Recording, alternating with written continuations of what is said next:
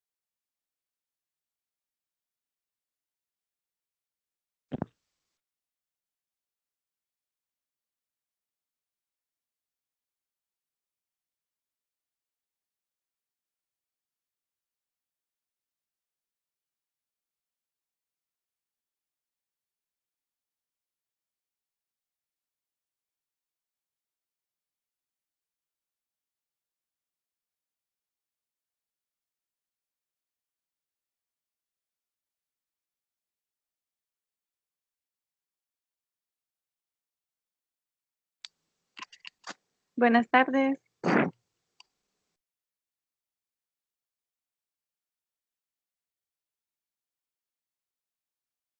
Vic, no sé si ya podemos iniciar con la exposición.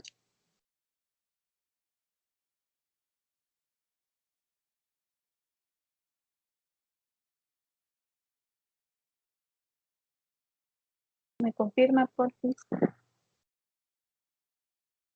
Gracias. Bueno, buenas tardes, compañeros. Nosotros somos el primer respecto a las exposiciones de hoy.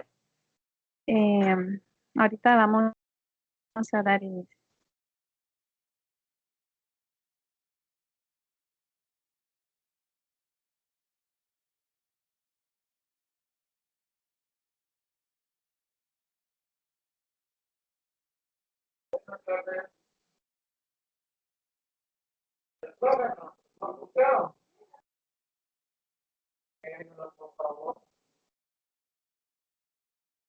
Gracias. Para dar inicio a la exposición, vamos a tener eh, una lluvia de ideas para que ustedes puedan compartir lo que ya conocen del tema. Les voy a compartir, les voy a compartir el link de la página y el código para que ustedes ingresen. Como es una prueba gratuita realmente de la aplicación que encontré, solo va a permitir el ingreso a 10 estudiantes, entonces por si hay algunos que no los va a dejar entrar. Ahorita les comparto el link.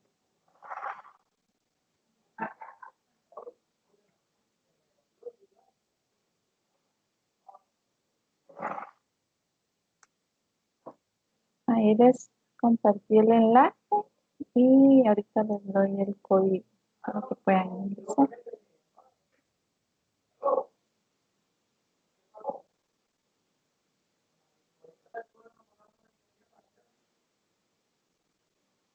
En el chat de Skype está el enlace y el código. Les voy a compartir mi pantalla para que ustedes puedan visualizar las ideas que están compartiendo.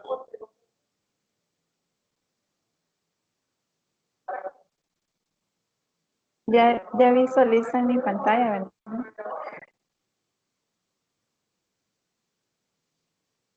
No la de Menti, A la época dorada donde sí realmente. sino la de Skype. ¿Ahorita? Ahora sí se ve. Gracias, muy Sí, amable. Stephanie. Gracias. Entonces ahí pueden ingresar sus ideas y las vamos a visualizar. Gracias. Ya tenemos una idea que se aplica en medicina.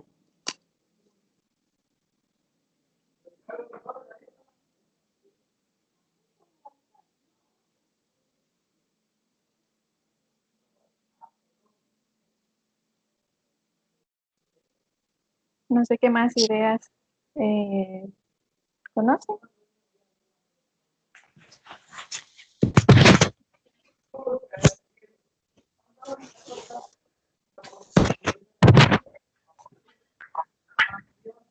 No sé si no pudieron ingresar al enlace, por eso no están comentando.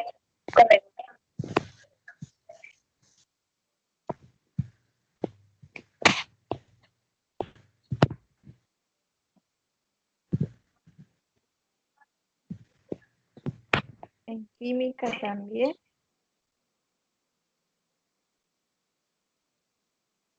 Biología, física, paleontología, medicina, política, economía,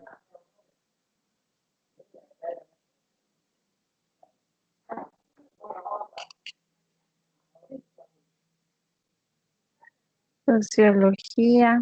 Bueno, entonces, si nos damos cuenta, en varias ramas de la ciencia aplicamos lo que es las ecuaciones diferenciales. Entonces, a continuación nosotros les vamos a explicar más a detalle estas aplicaciones. Agradezco a las personas que participaron en la actividad de inicio. Macroeconomía, microeconomía, muchas gracias. Muy bien, entonces les voy a compartir la presentación que preparamos con mis compañeros. Sería esta. A ver si puedo poner. Entonces, las integrantes del grupo, aparte de mi persona, está Lucero Rivas y Irma Chen.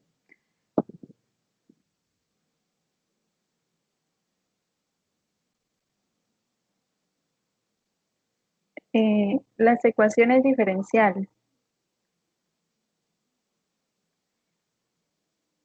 Algunas, las aplicaciones de las ecuaciones diferenciales, como ya lo pudimos apreciar en la lluvia de ideas que realizamos, en la vida real sí se aplican. Y esto es debido a que describen cualquier fenómeno donde algo cambia.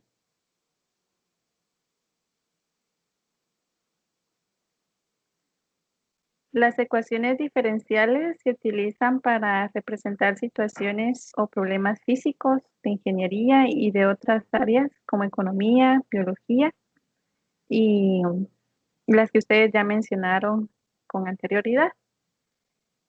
Según la investigación que todos realizamos en la presentación del video que entregamos el día de ayer, nos pudimos dar cuenta que quienes fueron los autores principales de las ecuaciones diferenciales, que era Newton y Lewis. Entonces, pudimos ver cómo fueron desarrollando estas y al final la manera en que ellos las clasificaron. Entre las aplicaciones encontramos que se le da uso para la dinámica poblacional, que en términos matemáticos, si P se denota la población al tiempo, entonces esta suposición se puede expresar como, y nos presentan la fórmula en la que nos dicen que la diferencial de P entre dt nos da P, o en el caso de contrario, la dp entre dt es igual a kp. Y nos explican que k es una constante de proporcionalidad. Entonces, cuando se establece en esta clase de ecuaciones, lo que buscan es facilitar el proceso eh, de ciertos temas, sea este el caso acá de la dinámica poblacional. Entonces, de igual manera, creo que más adelante lo tenemos en otra presentación. Está también lo que pudimos aplicar con la tarea de la semana pasada de la ley de enfriamiento y calentamiento del líquido. Según la explicación que está acá en la diapositiva, nos dice que si T representa la temperatura del cuerpo al tiempo y Tm es la temperatura del medio que lo rodeó, y la derivada de T es la derivada de Vt, que tiene el tiempo, es la rapidez con la que cambia la temperatura del cuerpo. La ley de Newton de enfriamiento y calentamiento puede ser traducida en la expresión matemática siguiente, que allí la podemos visualizar. Y siempre nos explica que K va a ser una constante de proporcionalidad y que tanto en el caso del enfriamiento o calentamiento, la temperatura del medio siempre va a ser una constante y la va a establecer K menor a cero. Entonces, con ya la aplicación en sí, en físico, que nosotros realizamos, nos pudimos dar cuenta al momento de que al transcurrir del tiempo, cuando ya iba disminuyendo la temperatura del agua que pusimos a hervir por 5 minutos, eh, al transcurrir del tiempo, esta ya iba tomando la temperatura ambiente. Y pudimos observar en el intervalo de 5 minutos cómo esta iba disminuyendo y en un tiempo determinado eh, esta agua que al inicio estaba caliente eh, estuvo igual que la temperatura también. No sé si tienen algún comentario hasta el momento.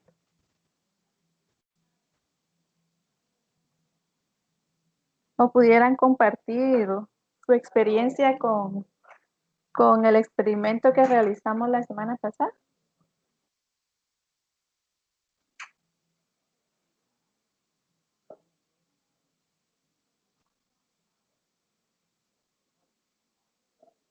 Bueno, voy a ver quién está aquí para preguntar directamente.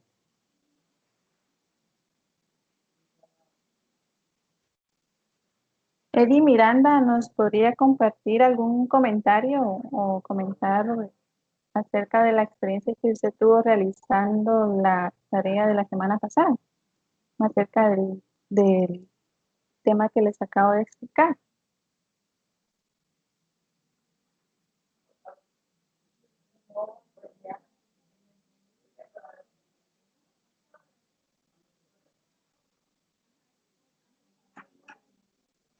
Eh, sí, perdón.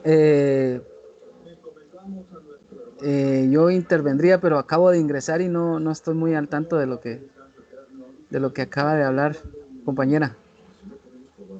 Ah, ya, usted no realizó su tarea la semana pasada del experimento en el que tenía que ver la temperatura del agua que tenía que poner a hervir. No lo realicé. Bueno, está bien, gracias por atenderme. Lorena Patá.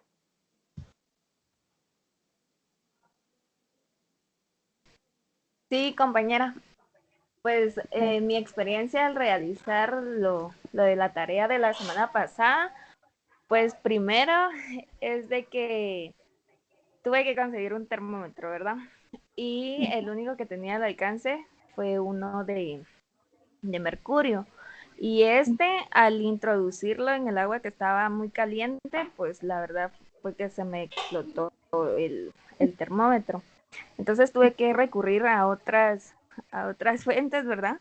Para poder, pues, hacer el experimento en los intervalos que el licenciado nos pidió y así poder tomar las temperaturas. Pero en mi caso, me di la tarea también de poder experimentar de que va a depender también del material en que nosotros lo realicemos, ¿verdad? No es lo mismo que vaya a enfriarse en una taza de porcelana a cambiar el tipo de recipiente de duropor o de peltre o en diferentes situaciones. Entonces, esa fue mi experiencia. Ah, gracias. Gracias por comentárnoslas. Y sí, a mí también me pasó lo mismo, que yo estaba utilizando un termómetro de mercurio. Gracias por tu participación. Mm, Bueno, Oscar Pérez, ¿tendría usted algún comentario de lo que hemos expuesto hasta el momento?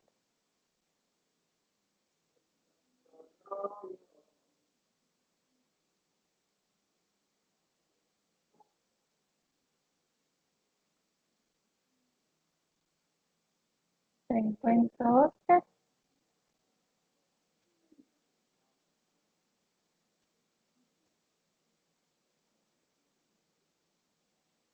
Bueno, no se encuentra. Vamos a continuar con la exposición.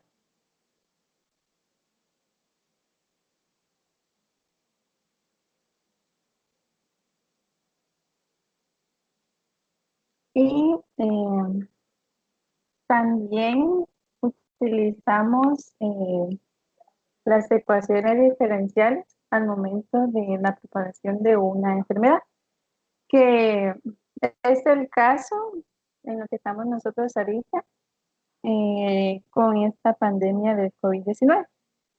Si nos damos cuenta, eh, hasta el momento las tareas que el licenciado nos ha dejado tienen bastante relación con lo que estamos exponiendo hoy, porque de igual manera la información que tuvimos en la comprobación de lectura era referente a esto. Entonces, la diapositiva nos dice que es lógico suponer que la razón de Dx entre Dt con la que se propaga la enfermedad es proporcional al número de encuentros o interacciones entre estos dos grupos de personas. Y nosotros, por lo menos yo al momento de estar realizando la comprobación de lectura, eh, nosotros, bueno, pude ver yo de que según la cantidad de pruebas que se aplicaban, este se iba a tener mientras más datos nosotros teníamos, había menos margen de error en los resultados que se obtenían. Y pudimos observar también el modelo CIR, en el que nos explicaba que teníamos tanto las personas que eran susceptibles a la enfermedad, a los que ya estaban infectados y a los que ya estaban recuperados. Pero debido a que en nuestro país, como lo decía el documento, la cantidad de pruebas a comparación de las pruebas que se han realizado en países, en otros países, es realmente mínima. Y esto nos da una gran desventaja porque los resultados de estas pruebas realmente no nos darían eh, un dato concreto en el que sí nosotros pudiéramos estar seguros que realmente podemos optar a una, a un resultado concreto positivo, ¿verdad?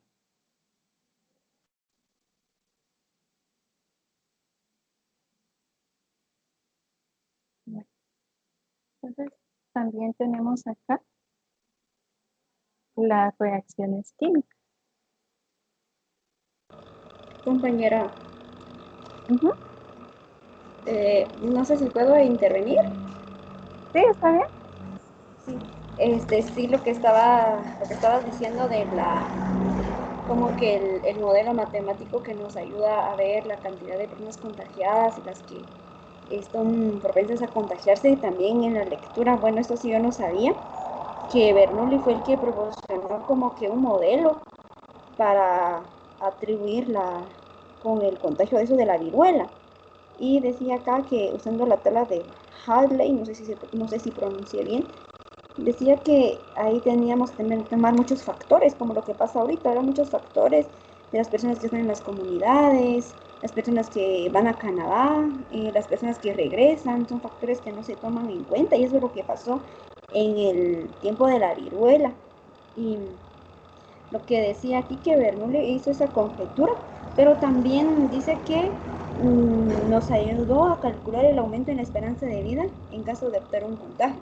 Entonces ahí también podemos ver la relación de las ecuaciones diferenciales. En este caso, la verdad sí yo no sabía de esto, pero sí es muy interesante también de lo que usted acaba de exponer.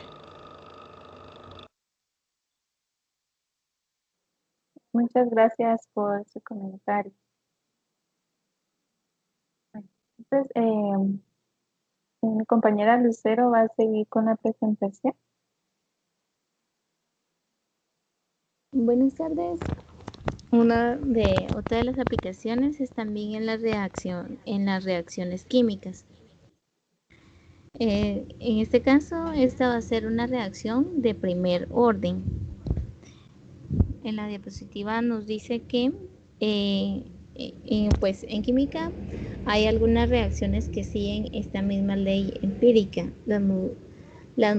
Las moléculas de la sustancia A se descomponen y forman moléculas más pequeñas. Quiere decir que hay una sustancia A donde a esta la vamos a descomponer en porciones pues más pequeñas. Esto es natural suponer que la rapidez con la que se lleva a cabo esa descomposición es proporcional a la cantidad de la primera sustancia. Quiere decir que esta descomposición de pequeñas cantidades va a ser proporcional a la primera cantidad. Acá acá hay un ejemplo donde dice que una reacción química de primer orden es la conversión del cloruro de terbulitio. Y el ejemplo es que CH3 se descompone en alcohol tebulítico Y esto únicamente, solo la concentración del cloruro del bulitio controla la rapidez de la reacción únicamente. Entonces, esto quiere decir que en las reacciones químicas también utilizamos las derivadas de una forma para la química. Gracias.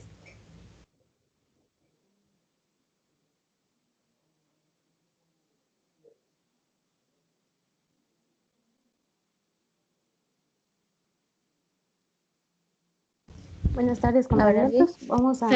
solamente voy a terminar con el decaimiento radiactivo. Es prácticamente lo mismo que mi compañera expuso al inicio del decaimiento, perdón, de la dinámica poblacional. En este caso, el decaimiento radiactivo, esto se refiere a que los átomos se desintegran o se convierten en átomos de otras sustancias.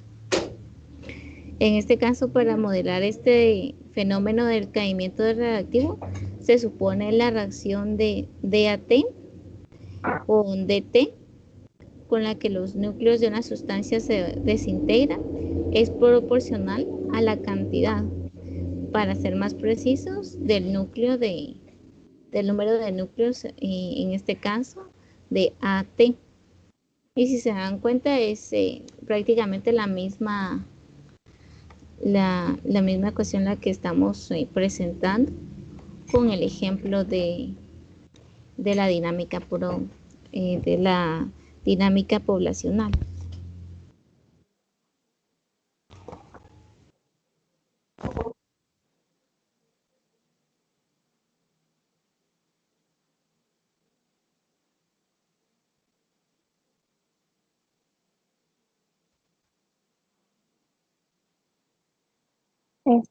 Irma, Buenas tardes, compañeros. Vamos a...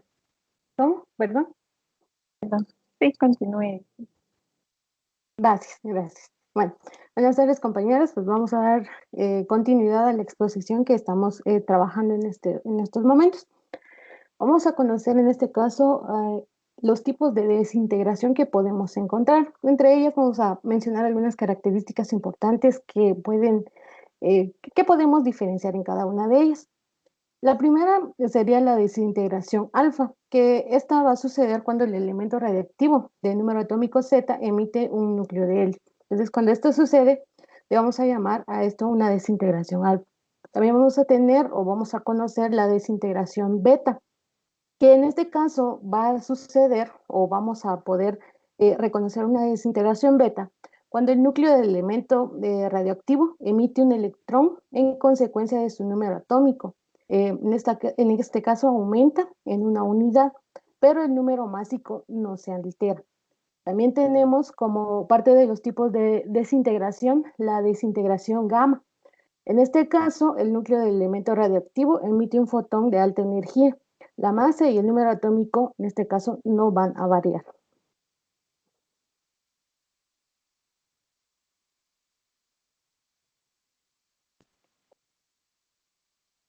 Vamos a conocer entonces sobre la desintegración radioactiva en el carbono 14. Gracias. Entre este tipo de desintegración radioactiva, nosotros vamos a poder encontrar algunos usos que se pueden dar a la vida no cotidiana, pero a la aplicación directamente del carbono 14. Entre los usos que nosotros podemos mencionar, podemos encontrar que podemos determinar la edad de diversos fósiles, ya sea rocas o restos orgánicos. Por lo tanto, es una aplicación sumamente importante.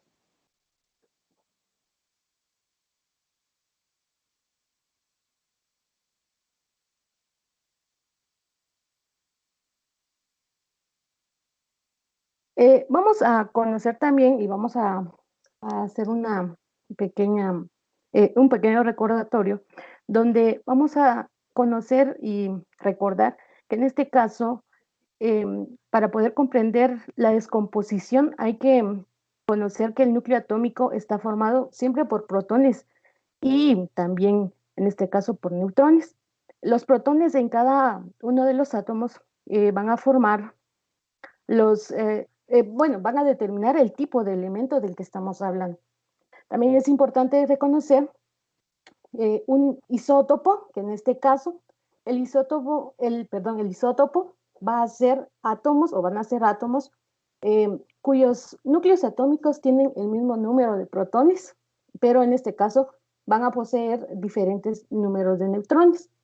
Los isótopos los vamos a separar o los vamos a conocer en dos grupos, las cuales son los isótopos estables, las cuales serán los no radiactivos, por lo que no experimentan algún cambio o un decaimiento, en este caso radiactivo.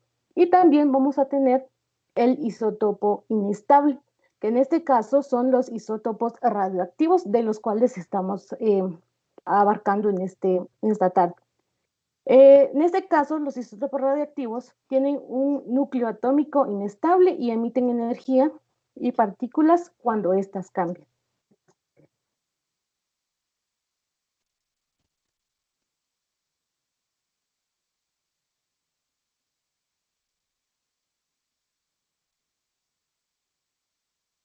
Vamos a conocer un poquito cómo es que funciona el decaimiento de un isótopo. En este caso, vamos a referirlo como un porcentaje, en este caso un porcentaje constante entre los átomos radiactivos que decaen en una unidad de tiempo.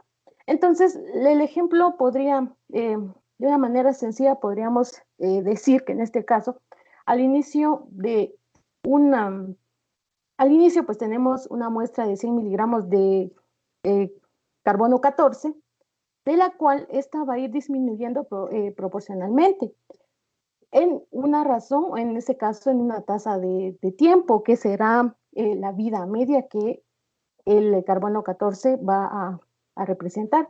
Por lo tanto, en este caso, los 100 miligramos, después de pasar 5.730 años, que en este caso los 5.730 años será la vida media del carbono 14, disminuye en un 50% para al final resultar con 50 miligramos nuevamente de carbono 14. De esta relación, al momento de iniciar, determinar los 5.730 años, vuelve a comenzar el ciclo y se vuelve a medir otra vida media del carbono 14. Esto va a suceder que al momento del resultado de tener 50 miligramos de carbono 14, pasan o transcurren otros 5.730 años y en este caso el carbono 14 vuelve a disminuir en un 50%, dando como resultado 25 miligramos. De estos 25 miligramos vuelven a pasar 5.730 años y se va a reducir también nuevamente en un 50%. Por lo tanto, va a ir reduciéndose cada vez la cantidad que nos da en un 50%, mientras que esté transcurriendo los 5.730 años.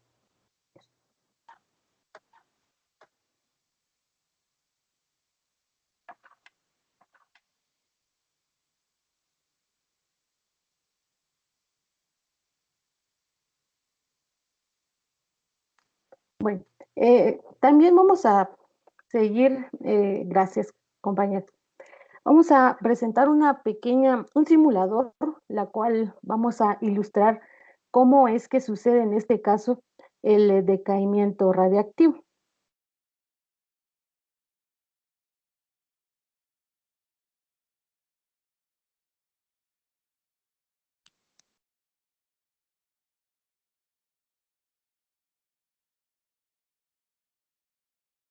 Bueno, no sé si me pueden confirmar si se ve o todavía no. Disculpe. Ya se ve, compañera. Muchas gracias, muy amable. Bueno, en este caso estamos utilizando el simulador de PET Colorado, que en este caso lo que vamos a realizar es observar cómo es que sucede o cómo es que pasa el decaimiento del carbono 14. Por lo tanto, en nuestra cubetita que nos dan aquí en la esquinita, vamos a poder agregar diversos átomos, las cuales acá arriba vamos a observar cómo es que sucede el decaimiento de cada uno. Y cuando empiezan a decaer, ellos van a convertirse, en este caso, en nitrógeno 14. Entonces, van a cambiar los átomos de rojo al color azul. Entonces, vamos a agregar en este caso los 10 átomos y vemos cómo es que poco a poco van a estar degradándose hasta convertirse directamente todas en nitrógeno 14. Entonces, en este caso, cuando llegue a la vida media, el carbono 14, pues estaríamos contando con la mitad de carbono 14 y con la mitad de nitrógeno. Vamos a comenzar nuevamente.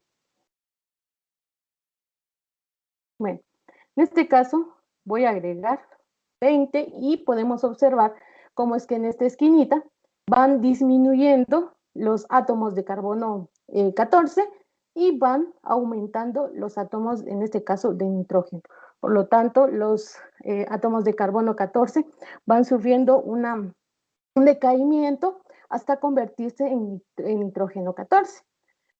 La vida media que nos marca en este caso es la representación de los 5.700 años aproximadamente que se estaba manejando.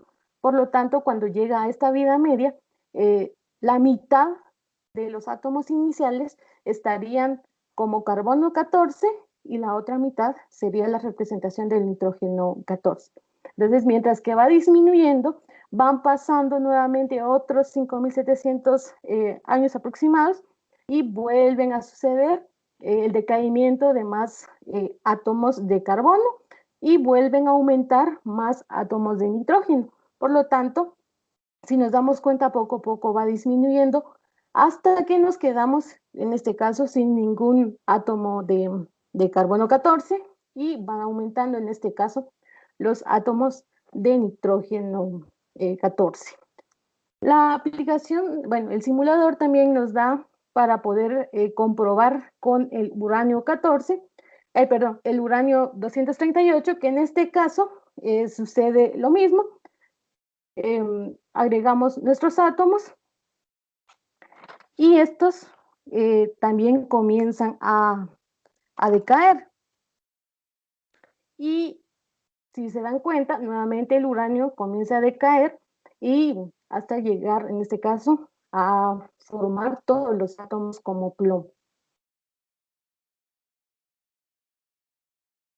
Siguiendo con el simulador, en este caso vamos a agregar también a los átomos de carbono, las cuales lo que va a suceder en esta ocasión es que nos va a graficar en esta, acá, nos va a graficar cómo es que los átomos de carbono van disminuyendo en manera constante y cómo es que los átomos de nitrógeno van aumentando cada vez. Entonces vamos a verificar la curva de decaimiento en este momento. Voy a agregar los átomos, en este caso son chibolitas más pequeñas, y si nos damos cuenta, cuando yo detengo la reproducción, podemos darnos cuenta que acá, donde llega el número 1, representa la primera vida media del carbono 14.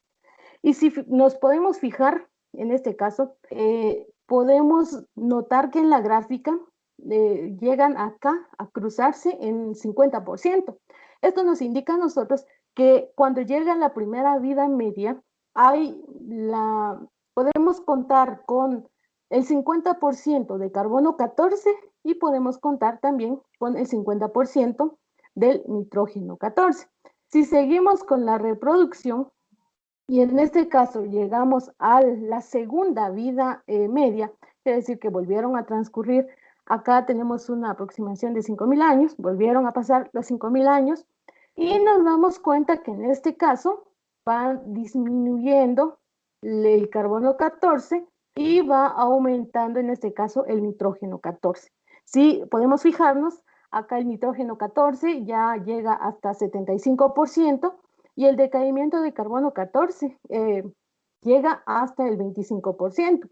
Por lo tanto, si seguimos nosotros dejando reproducir poco a poco, nos damos cuenta que la curva del carbono 14 comienza a disminuir y la curva que representa la línea de color azul comienza a aumentar. Por lo tanto, cada uno de los átomos de carbono 14 poco a poco van decayendo hasta convertirse en nitrógeno 14.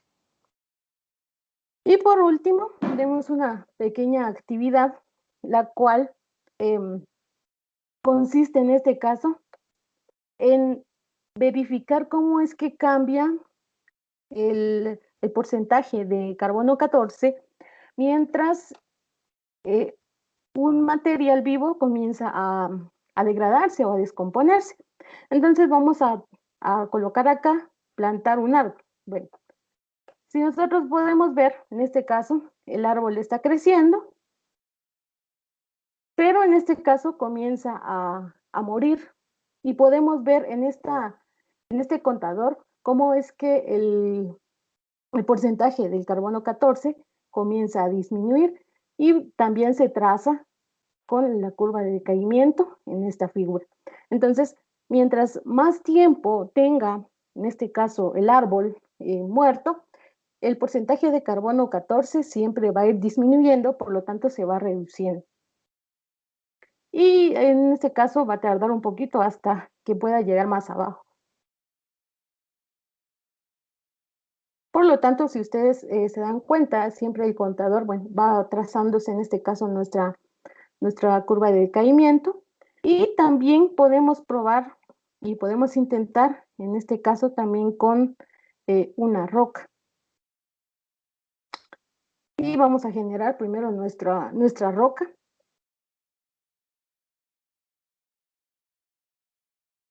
Cuando generamos nuestra roca, en este caso, pues tenemos la medición del carbono 14, pero como no es un ser vivo, no podemos identificar ningún rastro de carbono 14. Por lo tanto, podemos acá cambiar a uranio para verificar si logramos encontrar.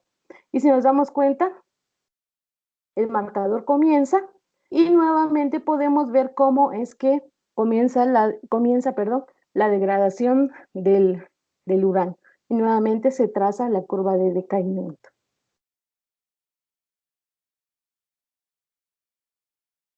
Nuevamente, pues acá representan los años que van transcurriendo y acá el porcentaje que es de decaimiento del uranio. Bueno, entonces con esto pues estaríamos finalizando nuestra exposición.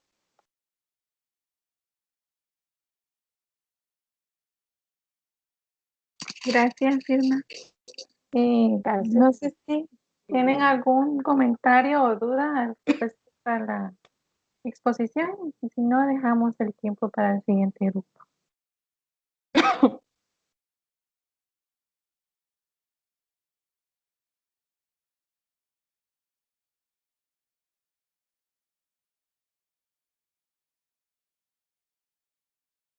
Bueno, entonces dejo el espacio para el siguiente grupo y agradezco su atención. Feliz tarde.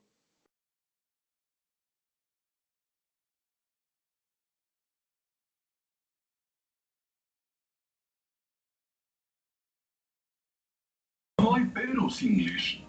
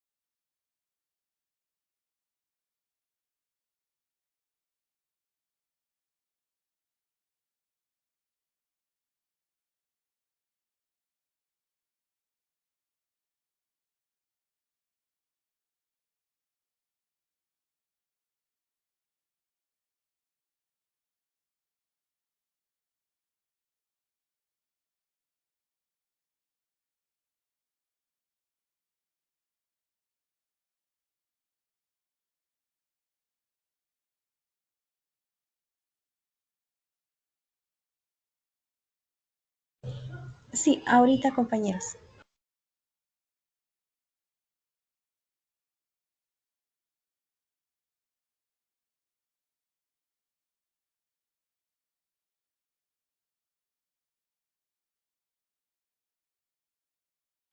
Me indican, compañeros, si pueden ver mi pantalla para poderla empezar a compartir.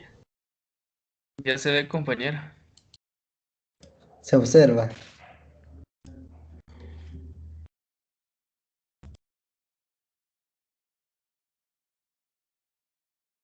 Gracias.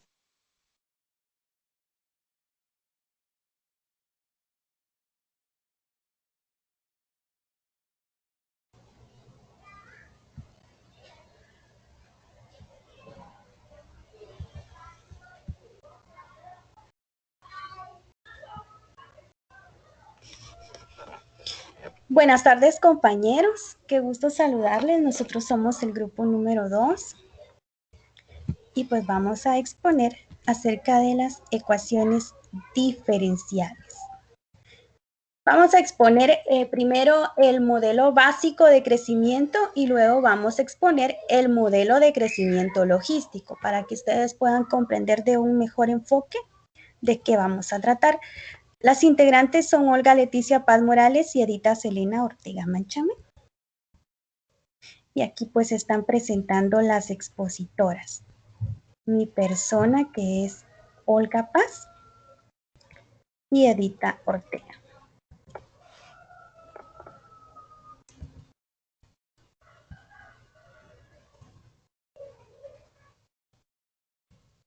Les había indicado, vamos a ver el modelo de crecimiento logístico y pues vamos a utilizar esta ecuación que es delta P en función delta T es igual a la constante P1 menos P sobre K. Pero antes de todos, vamos a activar los conocimientos previos y yo quiero que ustedes, compañeros, pues nos ayuden en qué va a constar esta actividad, en que voy a hacer mover esta ruleta y la flechita nos va a indicar qué concepto pues ustedes nos van a ayudar a definir. Entonces yo pregunto, ¿están de acuerdo con participar en nuestra actividad? Yo lo dejo a criterio libre de que cada uno de ustedes pues lo pueda hacer. ¿Me indican, por favor? Sí, claro. Gracias. Vamos a empezar. Entonces vamos a ver qué nos cae en nuestra ruleta. Y la primera definición es integral. Yo quiero que ustedes me digan qué conocen por una integral. Ahí pueden incluso indagar en la web, no hay ningún problema. La cosa es que todos pues activemos esta parte que es necesaria. Es la operación contraria a la derivación y es una suma continua. Es la generalización de la suma de infinitos, sumándose. Exactamente, es una suma continua. Gracias por su participación. Vamos a continuar. A ver qué nos indica nuevamente nuestra ruleta. Y ahora pues nos habla del concepto derivadas. ¿Alguien me puede decir qué se recuerda acerca del concepto derivadas? Es una razón de cambio. Esta pues nos permite calcular la rapidez con la cual varía un cierto parámetro. Así es, compañero, usted lo definió de la mejor forma. Veamos, continuemos. Si sale una repetida, pues me indican y esa pues no la vamos a valer. Ah, ya, integral. Fracciones parciales. A ver, ¿quién me puede ayudar con lo que es fracciones parciales? Porque dentro de las ecuaciones diferenciales es muy importante conocer estos conceptos.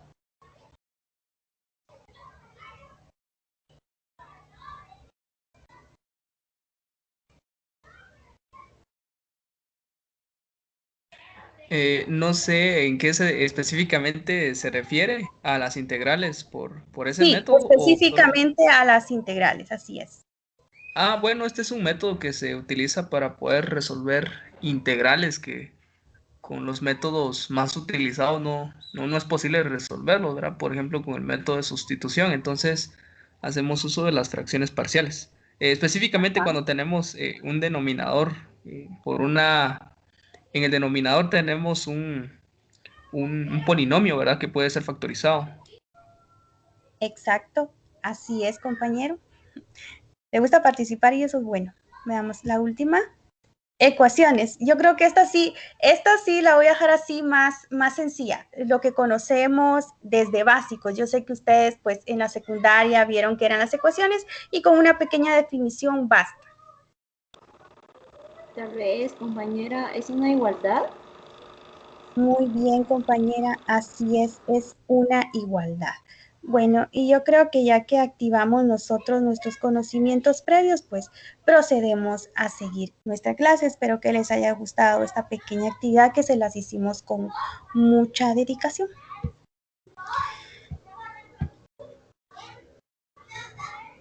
Bueno, ahora sí vamos a hablar acerca de los modelos de crecimiento poblacional. Y antes de identificar las variables, pues vamos a hablar acerca de lo que es un modelo poblacional, o mejor dicho, un modelo de crecimiento poblacional. Cuando estoy hablando de un modelo de crecimiento poblacional, este está basado en una población que crece referente a lo que es a una tasa proporcional respecto al tamaño de la población. Vamos a imaginar nosotros en este momento una región cualquiera, no importa en qué parte del mundo, donde se van a encontrar exactamente, digamos, 100 habitantes. Entonces, la población o el crecimiento de esta población no va a llegar a ser exactamente 200 individuos. Ahorita vamos a ver por qué.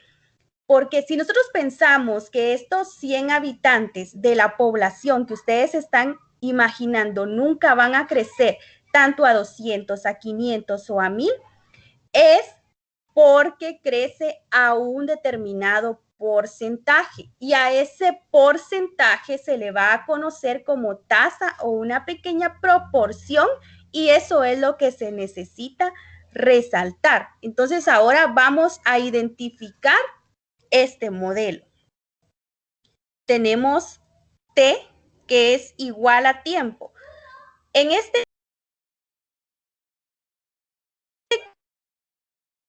respecto a la población, va a ir aumentando respecto al tiempo. ¿Por qué? Porque también pueden haber otras variables que en lugar de crecer vayan a decrecer. En este caso podría mencionarse algunas especies que estén en peligro de extinción. También tenemos P, que representa la población o el número de individuos de dicha población. Aquí la idea que quiero dar a entender es que la población va a estar en función de ¿qué? Del tiempo. Por eso estamos trabajando esto. Entonces, vamos a suponer en este caso, que existe una población inicial de 200 habitantes. Podría ser un cuestionamiento que más adelante pues lo vamos a ver y sí se puede resolver. Esa población inicial de 200 habitantes en el año 2021, y luego nos podemos cuestionar, ¿será que habrá otra población en el año 2025? Entonces, sí podemos responder a esta pregunta, pero lo hacemos mediante ¿qué? Mediante los modelos de crecimiento poblacional. En este caso, vamos a enfocar primero el más básico. ¿Y cómo lo vamos a calcular? Mediante las ecuaciones diferenciales. Aquí tenemos delta P sobre delta T es igual a la tasa de crecimiento de la población. Y esto pues ustedes ya lo han visto y me podrán decir, yo sí reconozco esto. Esta es una derivada de la población en función del tiempo. ¿Qué quiere decir? ¿Cómo va a cambiar la población en cada unidad de tiempo? Por decirle así, si tenemos años, digamos que sabremos cuántos individuos hay por cada año que vaya pasando. Si tenemos meses, entonces esta tasa nos estaría reflejando, nos estaría proyectando cuántos individuos van a aumentar por mes. Entonces, aquí tenemos la siguiente ecuación.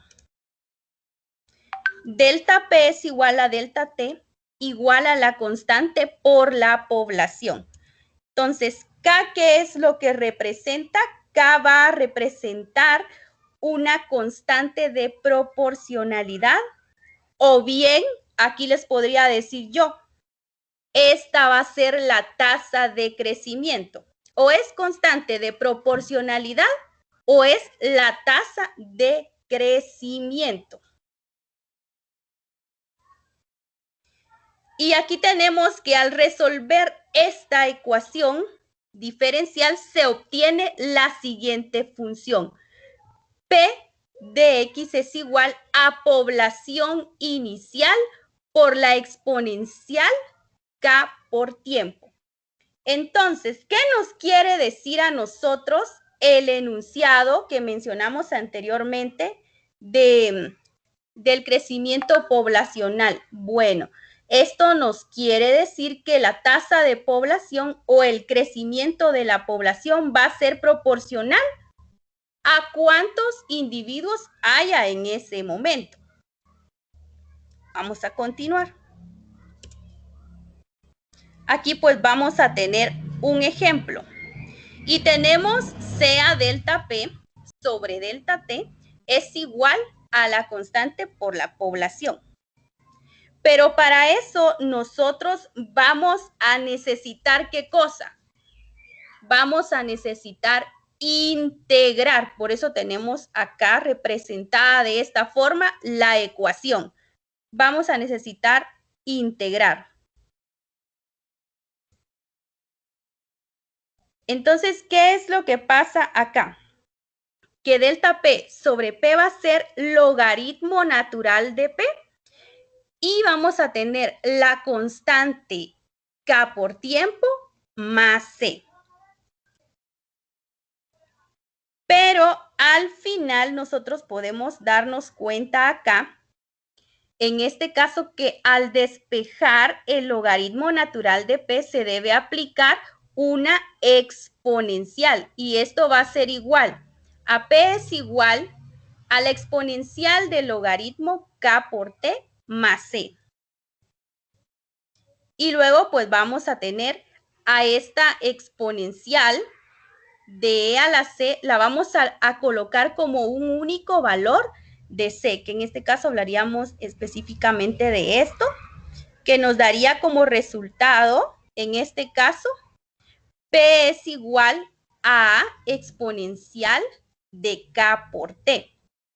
Entonces aquí pues ya demostramos lo anterior y ahora vamos a ver un ejemplo bastante práctico de este modelo básico. Bueno, nos están haciendo una serie de preguntas en este caso y nos dice, asuma que en cierto lugar se tiene inicialmente 100 pobladores y la tasa de crecimiento es constante y es de 2% anual. En este modelo básico tenemos que tomar en cuenta que para poderlo aplicar necesitamos de la constante y pues acá lo tenemos y por lo tanto lo vamos a aplicar. Nos dice como primer paso, halle la función P como una función del tiempo T. Y aquí tenemos la función anterior, la vamos a traer y pues vamos a empezar a trabajar. Tenemos los datos. ¿Qué datos tenemos? Tenemos la población inicial de 100 pobladores. Acá está. La constante K, ¿cuánto es que vale esa constante K? 2%. Y al pasarlo a decimal, pues tenemos 0.02. Si nos damos cuenta, acá estamos pasando esta función. P de T es igual a población inicial exponencial elevado a la K por T. Nos dice el inciso A, halle la función P como una función del tiempo. Bueno, aquí lo que vamos a hacer es trasladar esta ecuación y vamos a sustituir nuestros valores. P de T es igual. ¿Cuánto vale nuestra población? En este caso, la población inicial acá nos está dando el dato y vale 100. Exponencial de 0.02 porque es la constante K sobre el tiempo. Entonces aquí si nos damos cuenta, pues ya resolvimos nosotros la primer parte, sería el inciso A. Pero luego nos dice qué población se tendrá dentro de 10 años. Bueno, siempre vamos a partir de esta ecuación, pero vamos a tomar en cuenta ahora, en este caso, el tiempo que va a ser de 10 años. Entonces, vamos a multiplicar 0.02 por los 10 años. Entonces, vuelvo a repetir. La constante, ¿cuánto vale? En decimal tengo acá 0.02 y el tiempo de ¿cuánto es? De 10 años. Entonces, al multiplicar 0.02 por 10, me da 0.2. Y aquí ya lo tengo calculado, que es 122.14, pero lo vamos a verificar.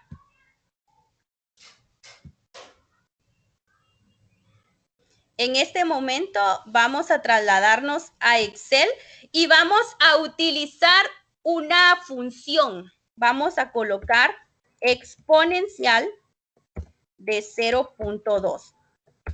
Y nos vamos a dar cuenta que nos da 1.22. ¿Qué procede? Vamos a colocar esta cantidad exponencial y la vamos a multiplicar por 100. Y nos da un total de 122.14. Bueno, vamos a minimizar un poco. Y nos dice acá, veamos cuál es nuestro tercer inciso. En este caso dice, ¿qué población se tendrá dentro de 30 años? Bueno, lo que vamos a hacer acá, lo que vamos a hacer acá es que vamos a sustituir.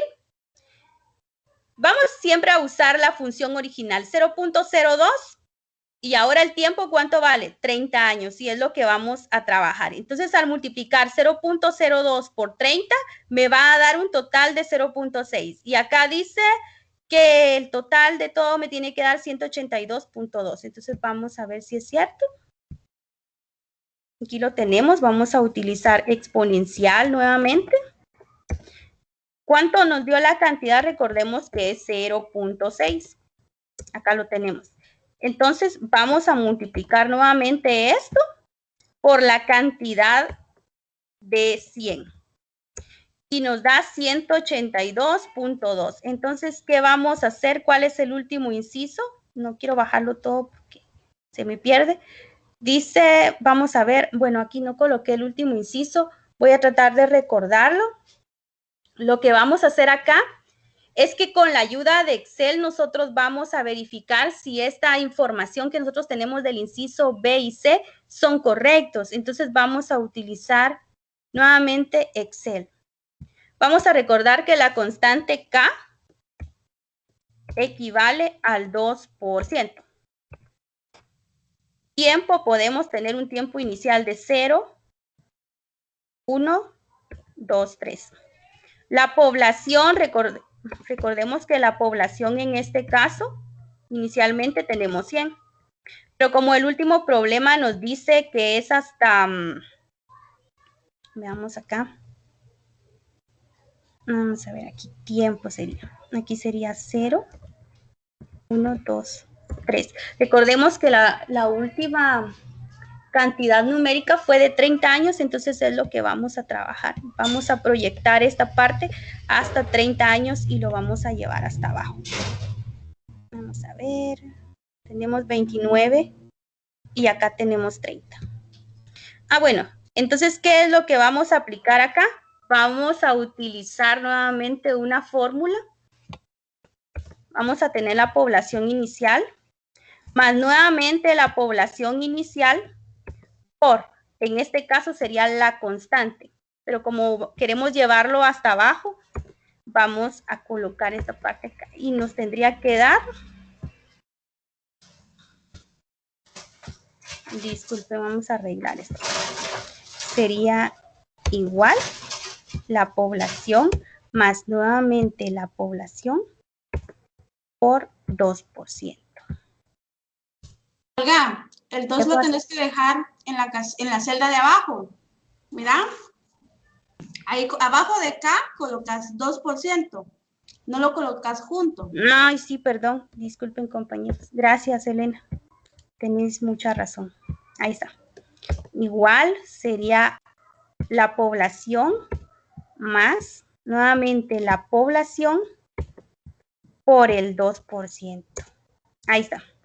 Entonces, ahora como nosotros necesitamos trasladar todos esos datos, pues vamos a fijarla. Ahí está. Veamos.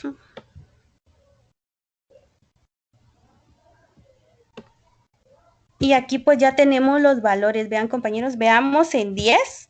Nos quedó exactamente 121.89, que coincide acá con 122. Y tenemos 30.182. A veces puede variar un poquito por la cantidad de decimales, pero si nos damos cuenta, sí coincide con lo mismo. Entonces, sí nos damos cuenta que al utilizar este modelo básico, pues sí está correcto. No sé si tienen alguna duda, si no procedemos con nuestra compañera Selena en este momento.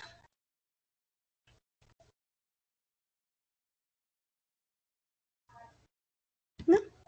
Pues solo voy a apagar mi micrófono acá.